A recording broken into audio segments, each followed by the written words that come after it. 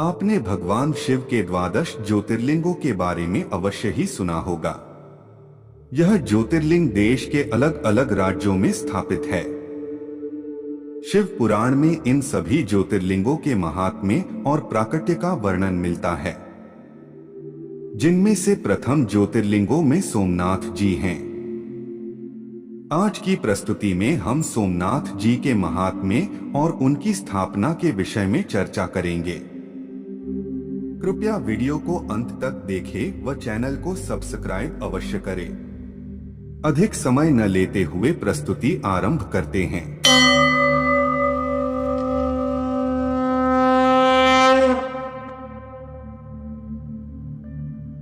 शिव पुराण के कोटि संहिता में बताया गया है कि प्रजापति दक्ष ने अपनी अश्विनी आदि 27 कन्याओं का विवाह चंद्रमा के साथ किया था। चंद्रमा को स्वामी के रूप में पाकर वे दक्ष कन्याएं अपने आप को बहुत सौभाग्यशाली मानती थी तथा चंद्रमा भी उन्हें पत्नी के रूप में पाकर निरंतर सुशोभित होने लगे। उन सब में से रोहिणी नाम की पत्नी चंद्रमा को सबसे अधिक प्रिय थी। इस भेदभाव से दूसरी स्त्रियों को बड़ा दुख हुआ। फिर वे सब अपने पिता की शरण में गई। वहां जाकर उन्हें जो भी दुख था वह अपने पिता को सुनाया। वह सब सुनकर दक्ष भी दुखी हो गए और चंद्रमा के पास आकर शांतिपूर्वक बोले। दक्ष बोले कि है कलानिधे, तुम निर्मल कुल में उत्पन्न हुए हो। तुम्हारे आश्रय में रहने वाली जितनी स्त्रियां हैं उन सबके प्रति तुम्हारे मन में इतना भेदभाव क्यों है? तुम किसी को अधिक और किसी को कम प्रेम क्यों करते हो? अब तक जो किया सो किया, अब आगे फिर कभी ऐसा विषमतापूर्ण बर्ताव तुम्हें नहीं करना चाहिए। अपने दामाद चंद्रमा से स्वयं ऐसी प्रार्थना करके प्रजापति दक्ष घर को चले गए। उन्हें पूर्ण निश्चय हो गया कि अब फिर आगे ऐसा नहीं होगा। पर चंद्रमा ने प्रबल भाव से विवश होकर उनकी बात नहीं मानी। वे रोहिणी में इतने आसक्त हो गए कि दूसरी किसी पत्नी का कभी आदर नहीं करते थे। इस बात को सुनकर दक्ष दुखी होकर फिर स्वयं आकर चंद्रमा को शांतिपूर्वक समझाने लगे तथा सब पत्नियों के साथ समान बर्ताव करने के लिए प्रार्थना करने लगे। बहुत समझाने के बाद भी जब चंद्रमा नहीं माने तब दक्ष बोले, चंद्रमा सुनो, मैं पहले अनेक बार तुमसे प्रार्थना कर चुका हूं, फिर भी तुमने मेरी बात नहीं मानी। इसलिए मैं तुम्हें श्राप देता हूं कि तुम्हें क्षय रोग हो जाए। दक्ष के इतना कहते ही क्षण भर में चंद्रमा क्षय रोग से ग्रस्त हो गए। उनके क्षीण होते ही उस समय सब और हाहाकार मच गया। सब देवता और ऋषि कहने लगे कि अब क्या होगा, चंद्रमा कैसे ठीक होंगे? इस प्रकार दुख में पड़कर वे सब लोग भयभीत हो गए। चंद्रमा ने इंद्र आदि सब देवताओं तथा ऋषियों को अपनी अवस्था के बारे में सूचित किया। तब इंद्र आदि देवता तथा वशिष्ठ आदि ऋषि ब्रह्मा जी की शरण में गए। उनकी बात सुनकर ब्रह्मा जी ने कहा, जो हुआ सो हुआ, अब वह निश्चय पलट नहीं सकता। अतः उसके निवारण के लिए मैं तुम्हें एक उत्तम उपाय बताता हूं। तुम सब आदर पूर्वक सुनो। चंद्रमा देवताओं के साथ प्रभास नामक शुभ क्षेत्र में जाएं और वहां मृत्युंजय मंत्र का विधिपूर्वक अनुष्ठान करते हुए भगवान शिव की आराधना करें। अपने सामने शिवलिंग की स्थापना करके वहां चंद्रदेव नित्य तपस्या करें।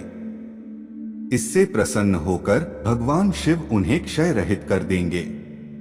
तब देवताओं तथा ऋषियों के कहने से ब्रह्मा जी की आज्ञा के अनुसार चंद्रमा ने वहां 6 महीने तक निरंतर तपस्या की और मृत्युंजय मंत्र से भगवान शिव का पूजन किया। 10 करोड़ मंत्र का जप और मृत्युंजय का ध्यान करते हुए चंद्रमा वहां स्थिर चित्त होकर लगातार खड़े रहे। उन्हें तपस्या करते देख निर्मल हृदय वाले भगवान शंकर प्रसन्न होकर उनके सामने प्रकट हो गए और अपने भक्त चंद्रमा से बोले, हे चंद्रदेव, तुम्हारा कल्याण हो। तुम्हारे मन में जो इच्छा हो वह वर मांगो, मैं तुम्हें उत्तम वर प्रदान करूंगा। चंद्रमा बोले के है देवेश्वर, यदि आप प्रसन्न हैं तो मेरे लिए क्या असाध्य हो सकता है। तथापि हे प्रभु, आप मेरे शरीर के इस क्षय रोग का निवारण कीजिए। मुझसे अपराध बन गया हो उसे क्षमा कीजिए। फिर शिव जी ने कहा कि है चंद्रदेव, एक पक्ष में प्रतिदिन तुम्हारी कला क्षीण होगी और दूसरे पक्ष में फिर वह निरंतर बढ़ती रहेगी। तदंतर चंद्रमा ने भक्ति भाव से भगवान शंकर की स्तुति की। देवताओं पर प्रसन्न होकर उस क्षेत्र के महात्म को बढ़ाने तथा चंद्रमा के यश का विस्तार करने के लिए भगवान शंकर उन्हीं के नाम पर वहां स्थापित हो गए और तब से ही वह सोमनाथ के नाम से तीनों लोकों में विख्यात हुए। सोमनाथ का पूजन करने से वे उपासक के क्षय तथा कोढ़ आदि रोगों का नाश कर देते हैं। यह चंद्रमा धन्य है, कृतकृत्य हैं, जिनके नाम से तीनों लोकों के स्वामी साक्षात भगवान शंकर भूतल को पवित्र करते हुए प्रभास क्षेत्र में विद्यमान है। सोमनाथ मंदिर गुजरात के सौराष्ट्र क्षेत्र में वेरावल के पास समुद्र तट के किनारे स्थित है। वही संपूर्ण देवताओं ने सोमकुंड की भी स्थापना की है, जिसमें भगवान शिव और ब्रह्मा का सदा निवास माना जाता है। चंद्रकुंड इस भूतल पर पाप नाशक तीर्थ के रूप में प्रसिद्ध है। जो मनुष्य उसमें स्नान करता है वह सब पापों से मुक्त हो जाता है। क्षय आदि जो असाध्य रोग होते हैं वे सब उस कुंड में 6 मास तक स्नान करने मात्र से ही नष्ट हो जाते हैं। मनुष्य जिस फल के उद्देश्य से उत्तम तीर्थ का सेवन करता है उस फल को सर्वथा प्राप्त कर लेता है, इसमें कोई संशय नहीं है। चंद्रमा निरोग होकर अपना पुराना कार्य संभालने लगे।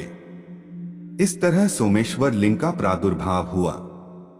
हम आशा करते हैं कि इस प्रस्तुति में दी गई जानकारी आपके लिए बहुत महत्वपूर्ण सिद्ध हुई होगी।